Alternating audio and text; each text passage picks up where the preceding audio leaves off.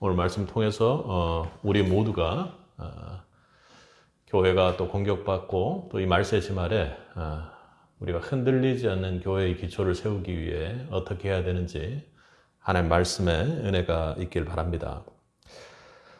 오늘부터 우리는 성도들의 치열한 삶의 고민과 교회의 아픔을 가장 있는 그대로 담고 있는 성경 고린도전서를 강해하려고 합니다.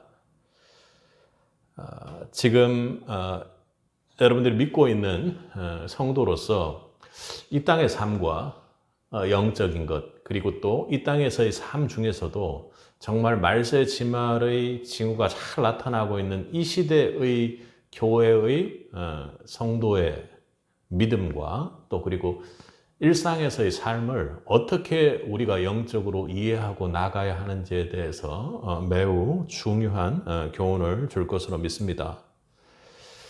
하나님 우리에게 이 시대를 어떻게 살아야 하고 또 성도로서 이 시대에 어떻게 인내하고 또 믿음으로 견뎌내야 되는지를 고린도전서 강해를 통해 우리의 믿음을 더욱 진보하고 충만하고 부요하게 해주실 줄 믿습니다. 사도 바울이 개척한 고린도 교회는 외형적으로 오늘 본문 1장에서만 보더라도 은사가 넘치고 부족함이 없는 화려한 교회였습니다. 그런데 고린도전서의 편지의 뚜껑을 열어보면 점점 보시겠지만 실상은 참으로 참담했고 4개의 파당으로 갈라져 매일 싸웠으며 성도끼리 심지어 법정 소송까지 남발했습니다. 세상도 짓지 않는 음란한 죄를 짓고도 전혀 부끄러워하지 않는, 그리고 하나님을 찬양하는 세상보다 더 세상 같은 그런 교회의 모습이었습니다. 오늘날 많은 이들이 교회로 침투하는 거대한 세속화의 파도 앞에 무력하게 흔들리고 있다고 말합니다. 교회가 말이죠. 성도가 말이죠. 그래요. 세상 것들이 침투해서 교회를 세상화시키고 있습니다. 세상의 악한 문화와 물질 문명이 침투해 교회를 오염시켰다고 말도 안 되는 그런 불평, 불만을 성도가 하고 있습니다. 그런데 여러분, 진짜 교회가 세속화되는 원인은 어디에 있습니까? 외부에 있지 않습니다. 세속화는 원인이 아니라 교회의 모습이 어떻게 하나님과 멀어지는지에 대한 결과일 뿐이죠. 교회가 세상과 구별되지 못하고 닮아가고 더 세상처럼 바뀌는 진짜 이유는 세상이 너무 강해서가 아니라 우리 내부로 밀고 들어오는 인본주의적인 가치관을 무분별하게 무방비로 교회가 문을 열어주었기 때문입니다. 예수님은요, 복음을 들고 세상으로 제자들을 파송하시고 복음이 세상 밖으로 침투해서 하나님 나라가 확장되기를 소망하시고 그 일에 기뻐하시는데, 반대로 세상이 교회 안으로 들어와 침투하고 있다니 이거 정말로 매우 심각한 문제가 아닙니까? 하나님의 주권과 십자가 복음이 있어야 할 교회의 중심에 아주 미세하게도 꼭 올바르고 바른 것처럼 인간의 이성적인 계산 그리고 지혜와 경험을 앞세우는 인본주의적인 가치관이 우리도 모르는 새 독보소처럼 피어난 것입니다. 그리고 그런 상태가 큰 무리가 없고 이 세상 속에 있는 교회에 어떡하겠어 하고 그렇게 하는 것이죠. 예전에는 찬양 하나 고르는 것도 매우 심각하게 하나님 앞에 이게 누가 되는 것이 아닌가, 우리를 높이는 것이 아닌가 하고 그거 하나 고르는 거에도 교회가 온 심혈을 두고 기도를 했지만 지금은 하나의 문화가 공연히 교회 안을 침투해서 그것이 어느덧 예배인 양 바뀌고 있는 것이죠. 하나님이 우리를 보면 어떻게 하실지 참으로 걱정입니다. 하나님의 생각이 아니라 인간적 기준이 주인이 되는 순간 교회는 세상의 저울로 이 안의 질서를 다시 재정리하게 됩니다. 서열을 매기는 비참한 결과와 마주 함께 되는 것이죠. 세상이 교회를 흔든 것이 아니라 우리 스스로 흔들려서는 안 되는 복음의 기초를 우리 스스로 그냥 세상의 공격 속에 열어주고 그게 괜찮다 하고 있다라는 것이죠. 사랑하는 성도 여러분, 세빛 성도 여러분, 여러분은 교회에 대해서 어떻게 생각하시고 우리 교회 안에 교회의 지체로서 어떻게 교회를 붙들고 계십니까? 이 인본주의적인 가치관의 거센 반영 앞에 우리 교회가 사수해야 할 진짜 흔들리지 않는 영원한 기초는 어디에 있습니까? 혹 우리가 이것을 놓치고 있다면 완전히 회복하고 붙들어서 우리 교회의 기초가 흔들리지 않는 은혜가 오늘 말씀을 통해 흐르기를 간절히 소망합니다. 먼저 흔들리지 않는 교회의 기초를 붙잡기 위해서는 우리가 성도란 무엇인지에 대한 정체성을 온전히 지각해야 합니다. 오늘 본문 2절을 함께 읽어보도록 하겠습니다. 고린도에 있는 하나님의 교회 곧 그리스도 예수 안에서 거룩하여지고 성도라 부르심을 받은 자들과 또 각처에서 우리 주 곧 그들과 우리의 주 대신 예수 그리스도의 이름을 부르는 모든 자들에게. 이 선포가 왜 교회의 진짜 기초가 되는지를 우리가 한번 생각해 보려면 당시 고린도 교회를 집어삼킨 인본주의 실상을 한번 볼 필요가 있습니다. 당시 고린도는 거대한 무역 항구의 도시였죠. 철저한 인간 중심, 인간의 조건 중심의 사회였습니다. 얼마를 가졌는가, 신분이 얼마나 높은가, 그리고 또 장사를 하기 위해서 라인을 잘 탔는가 하는 인간의 조건이 그의 가치를 결정했습니다. 어디에 속해 있대, 누구랑 같이 다닌대, 얼마의 돈이 있대, 이런 사업을 한대. 대단하지 않아? 문제는 이 지독한 가치관이 교회의 문을 열고 그냥 그대로 들어왔다라는 점입니다. 무슨 차이가 있어? 이렇게 말이죠. 그들은 세상 버릇 그대로 사람의 조건과 배경을 들고 와 교회 안에서도 서열화를 시작했던 것입니다. 은연중에 세상의 학벌과 또 물질적인 힘과 문벌을 가지고 대접을 받으려고 했던 것이죠. 오늘 1장 우리 본문 읽었던 뒤편을 보면 26절에 형제들아 너희를 부르심을 보라. 육체를 따라 지혜로운 자가 많지 아니하며 능한 자가 많지 아니며 문볼 좋은 자가 많지 아니하도다.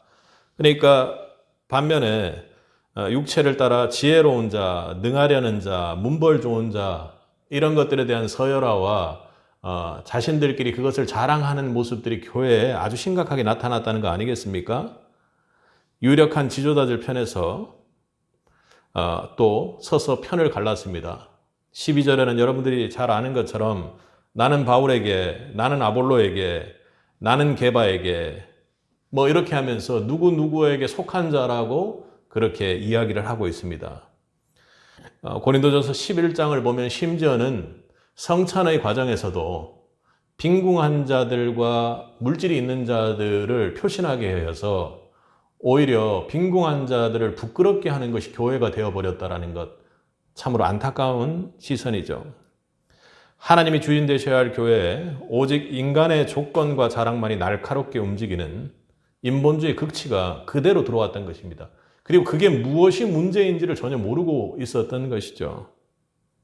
그 결과 어떻습니까? 교회는 분열되었고 한마디로 스스로 무너진 문제투성이의 교회, 문제투성이의 교회 지체 성도들이 되었던 것입니다. 그런데 바울은 그들의 추악한 조건을 먼저 야단치지 않고 그들을 향해 오늘 2절에서 보듯이 그들을 어떤 사람인지 그들의 정체성이 무엇인지를 선포함으로써 그들에게 권면하기 시작하는 것입니다. 어떤 사람이요? 너희 조건이 어찌 되었든 간에 예수 안에서 거룩하여지는, 예수 안에 거룩하여지고 성도라 부르심을 받았다고 그렇게 이야기합니다. 좀 쉽게 얘기하면 너희 조건이 어떻든지 간에 너희는 주 안에서 모두 성도로 부르심을 받은 자들이다. 이렇게 이야기를 하는 것입니다. 성도는 무엇입니까? 구별된 사람입니다. 여기서 거룩한 것은요, 우리가 가끔 자주 오해하죠. 구별되었다고 하니까 흠없는 행동을 악착같이 해서 다른 사람들과 완전히 구별되는 것을 말하는 것으로 생각합니다.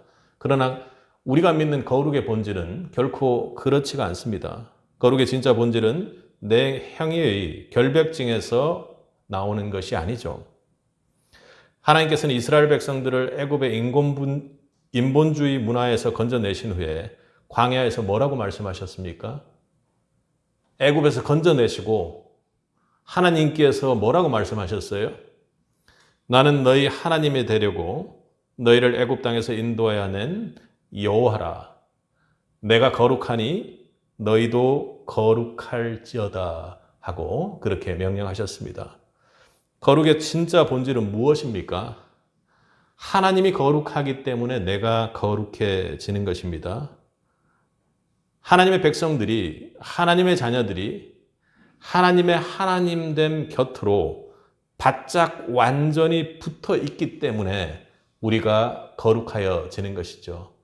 거룩의 가장 중요한 구별됨은 다른 그 어떤 것보다 성도라는 존재는 하나님에게 딱 붙어 있고 소유되고 속해 있는 존재이기 때문에 구별되는 것입니다. 뜨거운 용광로 옆에 붙어 있으면 붉은 열기를 뿜어내는 법이죠. 거룩은 우리 인간이 무언가 하나님을 닮은 행동을 아주 구별되게 완벽하게 해내서 생기는 것이 아니라 거룩이신 하나님께 내 삶이 완전히 소속될 때 그분의 성품이 자연스럽게 배어나오는 머무름의 결과입니다. 하나님의 은혜인 것이죠. 하나님 속에 속해 있는 사람의 영적인 신비로운 결과물인 것입니다. 바울이 그들을 거룩한 성도라 부른 이유가 바로 이것입니다. 그들의 조건이 훌륭해서가 아니라 그들이 잘 행동해서가 아니라 하나님을 경외함으로 예수님을 믿는 교회의 지체로 하나님께 소속되어 있는 사람들이기 때문에 그런 것이죠. 인본주의를 이기는 힘은 독한 결단이 아닙니다. 성도로서 구별된 자로서 그분 곁에 더 악착같이 붙어 있으려는 영적 밀착을 통해서만 인본주의의 이 공격을 이겨낼 수 있는 것이죠. 세상은 끊임없이 숫자로 내가 사는 집이 어디냐, 너가 하는 일이 무엇이냐로 인간을 저울질해서 그 가치를 매기려고 합니다. 그러나 성도는 그 무례한 저울 위에 흔들리는 자들이 아니죠. 왜요? 왜 흔들리는 자들이 아닙니까? 내가 서 있는 곳이 구별되고 거룩하신 여호와 하나님 그 한 분 곁에 완전히 밀착되어 있는 존재들이기 때문에 그렇습니다. 구별된 존재로 부르심을 받은 자들이 세비 성도들 맞습니까? 베드로전서 2장 9절에는 우리를 향해 너희는 택하신 족속이요 하나님이 택하셨습니다. 하나님께서 택하신 존재로 왕같은 제사장으로 우리를 사용하십니다. 그리고 거룩한 나라입니다. 우리가 거룩해서가 아니라 하나님께서 택하시고 부르시고 하나님 곁에 우리를 두셨기에 그의 소유가 된 백성이 된 것입니다. 사랑하는 세배 성도 여러분, 세상을 닮아가는 인본주의적인 위협, 지금 교회를 공격하는 모든 가치관들을 우리 인본주의적인 위협이라고 한 단어로 가두어 놓는다면 그 인본주의 위협 속에서 우리 교회가 사수해야 될 첫 번째 기초는 바로 이 성도라는 정체성입니다. 내 조건이 드러나는 인간의 저울질을 멈추고 오직 내가 하나님께 속해 있기 때문에 거룩히 구별된 교회된 존재라는 것을 여러분 꼭 지각하시기 바랍니다. 인본주의는 성도를 무너뜨리기 위해 교회로 침투합니다. 그런데 우리는요, 하나님과 거룩히 구별되어 흔들리지 않고 딱 붙어서 복음을 들고 세상의 침투에 하나님 나라를 확장해 나가는 성도로서 부르심을 받았다는 것을 결코 잊어서는 안 됩니다. 이 흔들리고 교회를 공격하는 이 세상 속에서 흔들리지 않는 기초의 첫 번째는 성도의 구별된 정체성을 여러분들이 결코 잊지 않고 붙잡는 것입니다. 화려한 세상의 저울 속에 흔들리지 않고 주님 곁에 꼭 붙어서 거룩한 성도의 정체성을 지켜내는 새빛교회가 되기를 간절히 소망합니다. 두 번째로 흔들리지 않는 교회의 기초를 붙잡기에 우리는 십자가의 은혜에 우리의 시선을 고정해야만 합니다. 바울은 성도의 정체성을 일깨운 후 곧바로 4절에서 본질적인 감사를 고백하고 있습니다. 4절을 한번 읽겠습니다. 그리스도 예수 안에서 너에게 주신 하나님 은혜로 말미암아 내가 너희를 위하여 항상 하나님께 감사하노니. 지금 고린도 교회의 모습이 상당히 아주 좋지 못한 모습들이 참 많이 있음에도 불구하고 바울이 4절에 고린도 교회를 향해 하나님께 참 감사하다고 이렇게 이야기를 하면서 시작을 합니다. 문제투성인 고린도 교회를 향해 바울이 감사로 선포를 시작하는 핵심 이유가 이어지는 5절에 나옵니다. 우리 함께 읽겠습니다. 이는 그 안에서 모든 일, 그 모든 언변과 모든 지식의 풍족함으로. 하나님께서 고린도 교회에 참 많은 걸 주셨네요. 모든 언변, 말할 수 있고 이야기할 수 있고 또 그리고 모든 지식, 그 은사를 부어주셨습니다. 하나님 이 뛰어난 지혜와 지식을 주신 진짜 이유는 무엇이죠? 6절에서 보는 것처럼 그리스도의 증거가 너희 중에 견고해지고 그리스도의 나타나심을 기다리는 데 있어서 하나님 한 분만을 바라볼 수 있도록 그렇게 주셨습니다. 은혜의 도구죠. 그런데 비극은 모든 언변, 아주 풍성하게 주신 언변과 그리고 지식과 세상 속의 지혜들 참 많습니다. 그것이 너무나도 풍족하다 보니까 비극이 시작된 것이죠. 고린도전서의 내용들을 보면 고린도 성도들은 이 영광스러운 은사들을 가지고 세상 버릇 그대로 인간의 자랑거리로 변질시켜 버렸습니다. 우리가 지난 설교에서 살펴봤던 것처럼 각자의 은사를 자랑하다가 한 사람 비교 대상이 돼서 좋지 않은 쪽으로 또 앞서 있는 사람은 뭔가 잘하는 것처럼 그렇게 변질시키지 않았습니까? 당시 고린도 교회를 지배하던 최고의 우상인 인간의 지혜와 화려한 말재주, 그 인본주의적 가치관을 교회로 그대로 끌고 들어왔던 것이죠. 그거는 뭔가 이렇게 도덕적으로 잘못된 일을 한다거나 이런 것하고는 다르게 이상하게 우리가 별 생각 없이 아니 그럴 수도 있지 하고 영적으로 분별이 없으면 그대로 받아들이는 경우들이 참 많습니다. 한마디로 말빨 센 사람에게 그냥 기가 죽어버리는 것이죠. 그리고 하나님을 알아가라고 주신 언변과 지식을 가지고 교회 안에서 내 지식이 더 세련됐다, 내가 더 나아 이렇게 하고 했다는 것이죠. 서로를 재단하고 서로 서열을 매기는 칼날로 삼았습니다. 고린도전서 3장 21절을 보면 바울이 하는 경고 중에 그런즉 누구든지 사람을 자랑하지 말라 이렇게 경고를 하고 있습니다. 아니 교회에 와서 예수 이름과 하나님만을 높이는 이 자리에서 자꾸 사람들이 드러나서 거기서 사업을 하고 인간관계를 하고 네트워크를 하고 있더라는 것입니다. 이것은 구약 성경에 나오는 교회의 모습을 보면요. 이것은 구약 성경에 나오는 이스라엘 백성들의 비극과 너무나도 똑같습니다. 광야에서 불뱀에 물려 죽어가던 이스라엘을 살리기 위해 하나님은 놋뱀을 만들게 하셨죠. 놋뱀은 그들을 살려준 하나님의 은혜를 기억하는 도구입니다. 그런데 이스라엘 백성들은 어떻게 했습니까? 나를 살려주신 하나님은 잊어버리고요. 그 놋뱀을 우상으로 삼아가지고 섬기고 이단적인 우상 숭배를 오랜 동안 했다라는 것입니다. 결국 히스기야 왕이 그것을 부수면서 느우스단, 놋 조각 뿐인 걸 그걸 왜 섬겨 하고 그렇게 질타를 했던 것이죠. 지금 고린도 교회가 정확히 이 영적 무지에 빠져 있습니다.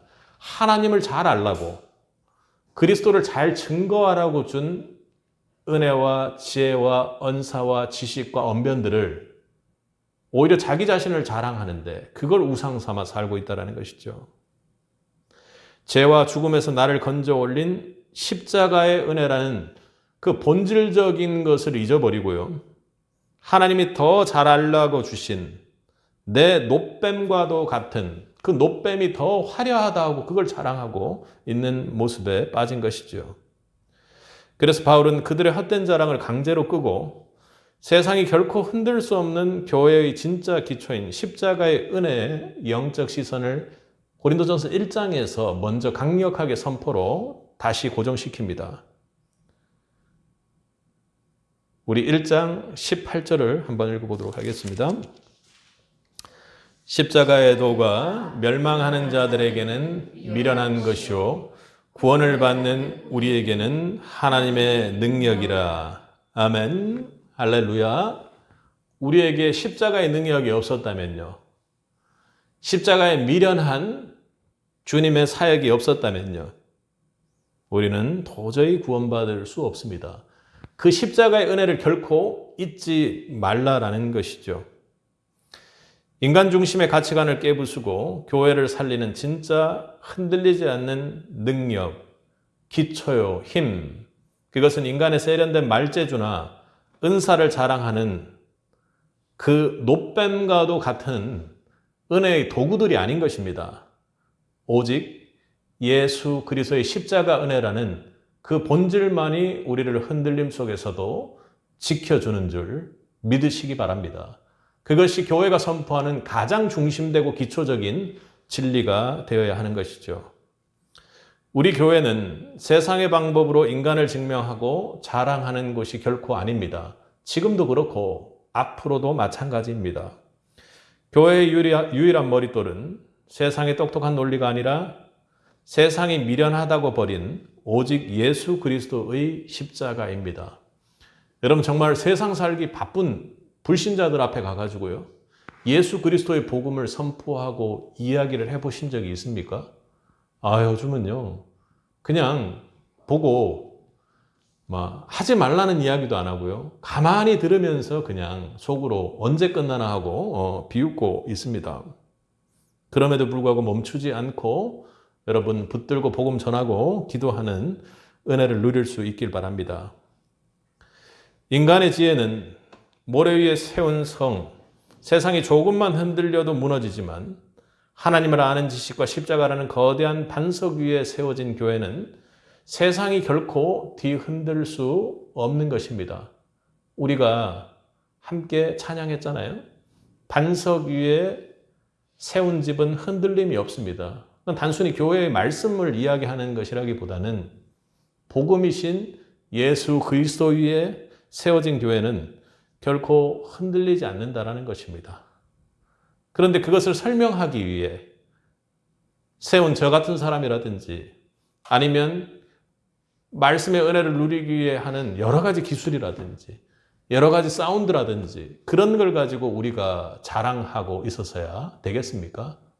바울은 그렇게 고백하고 권면하고 있는 것입니다. 아무리 큰 대형교회에 엄청나게 많은 것, 좋은 것들이 있다 할지라도 아무리 인간적으로 자랑할 것이 거기에 있다 할지라도 예수 그리스도의 복음의 본질을 잊어버리고 있는 너희들 대체 무엇 하는 것이냐 하고 권면하는 것이죠.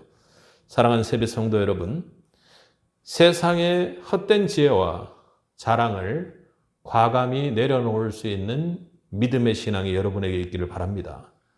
세상의 거센 공격 앞에도 결코 흔들리지 않는 우리의 유일한 기초는 무엇입니까? 내 가슴 속에 내가 믿고 있는 십자가의 지혜요, 십자가의 복음이라고 담대하게 선포하고 흔들리지 않고 나아가는 우리 교회가 되기를 주님의 이름으로 축복합니다. 우리 7절에서 9절까지를 한번 읽어보도록 하겠습니다. 8절에서 9절까지 읽겠습니다.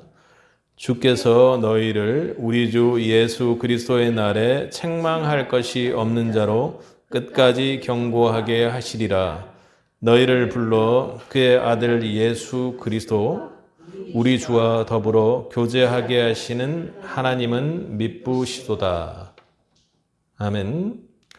바울은 성도의 정체성과 십자가의 은혜를 선포했습니다. 그리고 이제 편지의 서두를 마무리하며 흔들리는 고린도 교회를 지탱할 가장 확실한 최종적인 기초를 선포하고 있는 것입니다. 당시 고린도 교회의 내부 현실을 세상의 계산기로 두드려보면 어떻습니까? 앞서 말했듯 아무런 부족함이 없어 보이는 대단하고 안전한 조직이었습니다. 부족함이 없다는 건 세상의 기준에서 봤을 때 말입니다. 풍요로운 재정이 있었고 화려한 사회적 배경이 있는 사람들이 참 많았습니다. 탁월한 언변이 있었고 해박한 지식의 은사까지 넘쳐났기 때문입니다. 그래서 그들은 자신들이 가진 조건들을 바라보며 우리는 안전하다, 우리는 아무 문제 없다, 그렇게 스스로 교만하고 자만하고 있었습니다. 하나님을 예배하는 것, 하나님을 더욱 알아가는 것에는 관심을 잃어버린 지가 오래된 것이죠. 여러분, 교회의 기초를 흔드는 인본주의적 가치관의 위험성이 바로 거기에 있는 것입니다. 바로 이 부분에 있습니다. 하나님이 주신 선하고 귀한 지혜와 은사들을 감사함으로 고백하지 않고 마치 그것이 처음부터 내 소유였던 양, 또한 앞으로도 영원할 것처럼 그것이 전부인 것처럼 은연중에 사람들이 착각하게 된다는 것입니다. 눈앞에 당장 내 손이 닿는 똑똑함, 그리고 내 힘으로 통제할 수 있는 자원과 환경이 내 눈에 넘치도록 보이니까 그냥 다 괜찮은 줄 안다라는 것입니다. 그런데 여러분, 그런 것들이 풍부하고 풍족한 것과 내 구원과 내 영혼을 붙잡고 있는 흔들리지 않는 교회의 기초를 붙잡는 것은 전혀 다른 문제인 것이죠. 그런데 여러분, 이 인본주의가 파놓은 가장 얄팍한 함정 속에 빠져 우리는 헤어나지 못합니다. 우리가 영원할 것처럼 붙잡고 있는 인간의 조건과 자만은 결코 교회의 기초가 될 수 없는 것이죠. 왜 그렇습니까? 인간이 자랑하는 조건이라는 것은 세상의 작은 파도 하나에도 내일 요동칩니다. 사업이 잘 돼가다가도 망하기도 하고, 또 그리고 국가가 평안하다가도 하루아침에 전쟁이 나는 그 꼴을 여러분 보고 있는 것 아닙니까? 변하는 안개와 불 같습니다. 내가 가진 지혜와 자원이 영원히 교회를 지키고 이룰 것 같지만 내가 무언가 교회를 이루고 지키고 유지시키고 있는 것 같지만 결코 그렇지 않다라는 것입니다. 인간의 계산기가 끝나는 그 절망의 자리에서 우리는 아무것도 할 수 없고 무책임한 존재임을 여러분 고백하고 계십니까? 그런데요, 바울이 이 불완전함 속에서 뭐라고 이야기를 하는 것입니까? 8절 하반절을 보면 그리스도의 날에 책망할 것이 없는 자로 끝까지 견고하게 하시리라 하고 그렇게 선포하고 있습니다.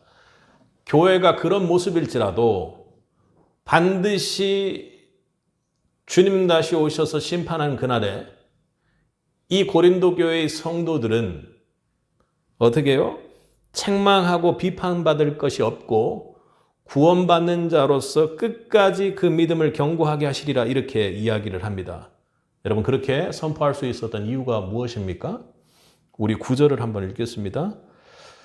너희를 불러 그의 아들 예수 그리스도 우리 주와 더불어 교제하게 하시는 하나님은 미쁘시도다. 하나님은 미쁘시도다. 아멘. 하나님은 미쁘시도다. 아멘. 할렐루야. 하나님이 미쁘십니다. 여기서 미쁘시다라는 말은 신실하시다라는 뜻이죠. 하나님은 한 번 하신 약속과 시작하신 구원의 일은 어떠한 경우에도 반드시 책임지시고 이루신다는 거룩한 선언입니다. 왜요? 원래 우리라는 존재 때문에 하나님께서 우리를 구원한 것이지 하나님께서 우리의 행동을 보고 우리의 모습을 보고 구원하신 것이 아니기 때문에 그렇습니다. 그러므로 교회는 우리를 부르신 하나님께 반드시 그렇게 하신다는 절대적인 믿음과 소망을 가져야 합니다. 교회의 진짜 능력은 인간의 완벽한 대책에 있는 것이 아닙니다. 하나님이 시작하셨으니 하나님이 이 교회를 반드시 끝끝내 이루시고 완성하고 지키시리라고 하는 하나님의 신실한 믿음이 교회 지체로서, 그리고 바울이 자신이 개척한 그 고린도 교회를 향해 선포하기를, 하나님이 미쁘시다, 하나님이 아무리 이 어려운 교회를 침투한 인본주의적 가치관 속에 세속화되어 있는 상황이라 할지라도 반드시 승리하게 하시고 하나님 곁에 이끌고 가신다라고 믿는 것이죠. 하나님이 시작하셨으니 반드시 하나님이 끝끝내 완성하신다는 약속을 향한 흔들리지 않는 소망이 바울에게는 있었습니다. 내 조건은 무너질 수 있습니다. 그런데 하나님은 신실하십니다. 하나님의 미쁘심은 결코 실패하지 않는다는 바울의 그 믿음이 교회를 교회되게 하는 기초의 유일한 힘이 된다는 것입니다. 그러니까 이건 아닌 것 같은데 하는, 이건 뭔가 아닌 것 같은데 하는 그런 것이 내 눈에 보일지라도, 내 눈의 가치관, 인본주의적인 가치관으로 봤을 때는 도저히 아니라 할지라도 하나님께서 그렇게 하신다면 반드시 끝끝내는 세상적인 관점이 아니라 하나님의 구원의 과정에서 하나님이 섭리하실 일, 하나님이 계획하신 일을 반드시 섭리하신다는 것입니다. 결국 우리는 매일 넘어지고 흔들리고 때로는 잘못된 길을 갈 수가 있습니다. 그러나 우리를 택하신 하나님은 그분의 신실하심으로 말미암아 열심을 다하십니다. 그리고 그분께서 내어주신 독생자 예수 그리스도로 말미암아 우리를 끝끝내 구원하여 주님의 날에 책망할 것이 없는 자로 세워내실 줄 믿습니다. 여러분 믿습니까? 아멘. 인간의 똑똑함이나 영원하지 않은 조건을 기초로 삼은 자만은 위기 앞에 속절없이 무너지게 되어 있습니다. 그러나 우리를 끝까지 책임지시는 하나님의 미쁘심을 소망하는 교회는 그 어떤 세상의 흔들림에도 끝까지 견고하게 서게 될 것입니다. 사랑하는 성도 여러분, 내 불완전한 현실을 보며 낙심하거나 내 손의 조건을 보며 자만하는 우리의 서열화, 인간의 저울질을 멈추시기 바랍니다. 교회를 세속화시키려는 인본주의적 가치관의 거센 위협 속에서 우리를 마침내 끝끝내 견고하게 하실 그 미쁘시고 신실하신 하나님만을 온전히 바라보는 교회가 되기를 소망합니다. 사랑하는 성도 여러분, 말씀을 맺으려고 합니다. 성경을 보면 인간의 모든 계산기가 끝나버린 가장 처절한 자리가 나옵니다. 마이너스를 엄청나게 누르고 또 눌러야지만 무언가 표시될 수 있는 곳이 나오죠. 바로 예수님께서, 그리고 지금 바울이 가장 중요한 우리 성도의 인생된 지혜라는 십자가가 바로 그곳입니다. 십자가 아래 모인 군중들은 예수님을 향해 이렇게 이야기를 합니다. 너가 만일 하나님의 아들이여든 자기를 구원하고 내려오라. 세상의 조건 속에서 너희 세상에 통용되는 지식과 세상 속에서 통용될 만한 너의 능력을 세상 속에서 보여서 네가 그 서열의 가장 위에 서봐 하고 예수님을 조롱했습니다. 그러나 예수님은 참으로 이 땅의 하나님의 아들을 향한 무례한 저울질 앞에서 결코 흔들리지 않으셨습니다. 오직 하나님의 아들이라는 정체성을 붙잡으셨고 세상이 미련하다고 말하는 십자가의 지혜에 온 정신을 집중하셨습니다. 왜 거기에 집중하셨습니까? 왜 그토록 고통스러운 길을 가셨습니까? 독생자 아들을 내어주고서라도 십자가 복음으로 구원한 우리 성도들을 구원의 끝날까지 결코 책망하지 않고 반드시 책임지시겠다는 하나님의 신실하시고 미쁘신 약속을 예수님께서는 반드시 사명으로 성취하셔야 했기 때문입니다. 여러분, 하나님이 세상을 이처럼 사랑하사 독생자를 주셨으니 이는 저를 믿는 자마다 멸망치 않고 영생을 드리게 하십니다. 하나님께서 우리를 구원하셨던 그 증거가 예수님 십자가 사역의 증거입니다. 그 십자가로 구원받은 자녀들이 바로 저와 여러분이죠. 여러분이 증거입니다. 여러분을 보면 여러분이 세상의 지혜에 흔들리지 않고 성도로서의 정체성과 그리고 십자가의 은혜만을 붙들고 있는 여러분을 보면 그건 이 교회가 세상의 어떤 인본주의적 가치관에도 흔들리고 있지 않다라는 증거가 되는 것이죠. 오늘 우리 교회와 세상의 모든 교회가 세상의 인본주의적 위협 앞에서도 절대로 흔들리지 않는 진짜 이유가 바로 여기에 있는 것입니다. 우리가 대선해서가 아니라요. 아들 예수님의 십자가 복음이 하나님의 신실하심을 통해 완전한 복음이기 때문에 그렇습니다.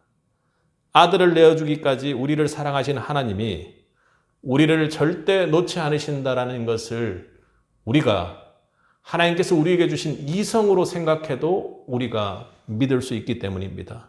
그런데 성령 하나님께서 우리를 인치시고 그 아들을 내어주신 하나님이 결코 끝내지 않고 우리를 지키시리라는 믿음으로 우리를 소망하게 하는 것입니다. 성도를 성도로 부르신 하나님 한 분만을 찬양합니다.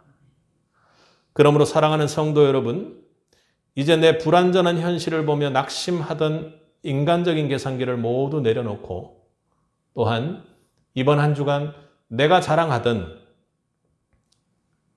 그 모든 것이 십자가 이 완전한 지혜 앞에 얼마나 미련하고 부질없는 것이었는지를 주님 앞에 울며 기도하며 고백하는 자리가 있기를 바랍니다.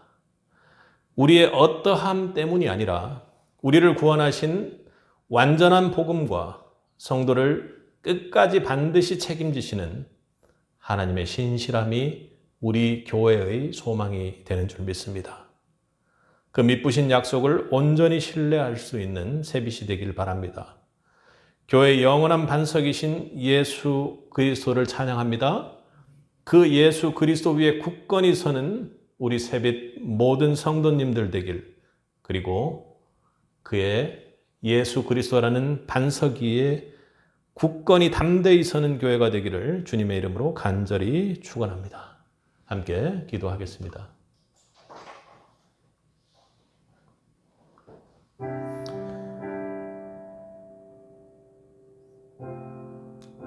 우리를 아들의 피값으로 사셔서 거룩한 성도라 불러주신 믿부신 하나님 아버지, 이 시간 나의 불완전한 현실을 돌아보며 두드리던 우리의 인간적인 계산기와 세상의 저울을 주님 앞에 완전히 내어놓고 깨어 부수게 하여 주옵소서. 나의 성취나 세상들이 매긴 숫자에 내 존재를 가두지 않게 영적으로 담대하게 하옵시고, 오직 세상이 미련하다 버린 예수 그리스도의 십자가의 복음만을 우리 영혼의 유일한 반석으로 삼게 하여 주옵소서. 세상이 아무리 요동칠지라도 그 소음을 뚫고 십자가의 은혜만을 바라보며 우리의 삶의 지경으로 담대히 나아갑니다. 매일 마주할 현실 속에서 내 힘으로 악착까지 버텼던 그 손을 멈추게 하시고 아들을 내어주기까지 나를 사랑하사 끝날까지 우리를 견고하게 책임지실 하나님의 신실한 앞에 우리의 모든 힘을 내어주게 하옵소서. 어떤 파도 앞에서도 성도란 거룩한 정체성을 지키게 하시고 우리를 마침내 끝끝내 견고하게 하실 그 믿부신 하나님만을 붙잡는 새빛이 되게 하옵소서. 교회의 머릿돌 대신 우리 주 예수 그리스도 이름으로 기도드렸습니다. 아멘.